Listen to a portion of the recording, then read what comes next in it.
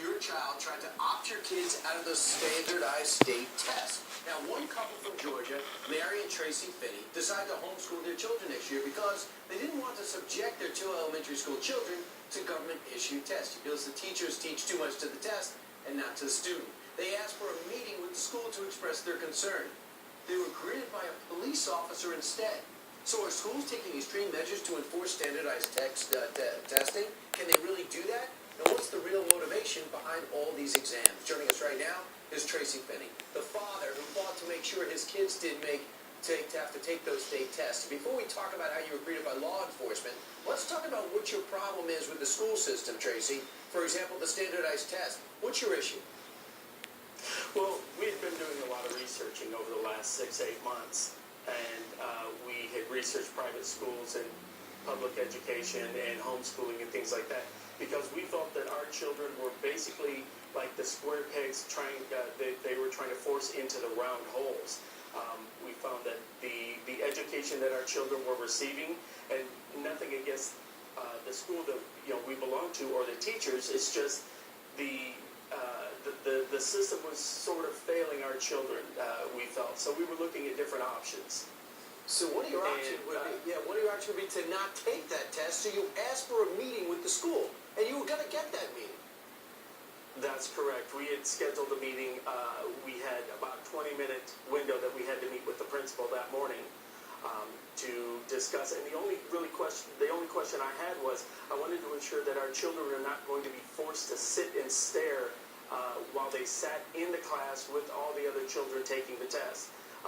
Throughout Georgia, throughout the country, children are allowed to, their parents refuse this test, they're allowed to go into the resource department, the library to read a book, they go to the computer lab, they do other things. I wanted to ensure my children were not forced to sit in their classroom and stare at a wall for 78 minutes or however long the test is. So you had a meeting set for the next morning. At 6:40 you confirmed that meeting. At 9 o'clock they sent an email to you canceling the meeting. You show up at school thinking this meeting's on, and you're greeted by a cop. That's correct. That's correct. We did not. I've been emailing back and forth, so I actually did not see the email. I do not get emails on my phone because that's just not. I don't want to anchor myself like that. They did not carbon copy my wife. Throughout all the communications that we've been having during the day with emails, my wife was carbon copied on everything. Right. And coming back into our household, she was carbon copied by the principal and by everybody else. But Tracy, why law enforcement? Why would a cop greet you? They said you were trespassing? That's a great question. Yes. Basically, I believe it was probably the superintendent's office that stated that we need to have a police presence on the property. And he said we were in the office, we were waiting on the principal to come out for our meeting. And about 5 minutes into that time that we were supposed to be talking with the principal, he walked out of her office, called us out of the office into the front foyer area of the school between the outside doors and the inside doors.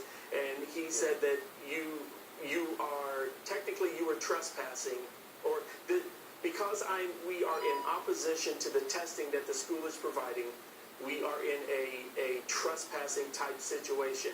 And evidently there is a school regulation where if children are not taking this test, they're not allowed on school property either, which means they are also trespassing. So it's an extreme measure, but what your story is, you're really giving a voice to a lot of other parents who are saying, I am tired of the standardized test.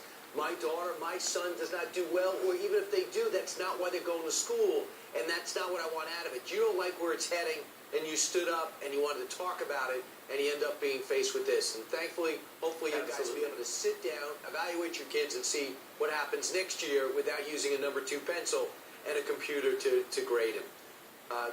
That's absolutely correct. Thank you, Tracy. We're allowed to have a...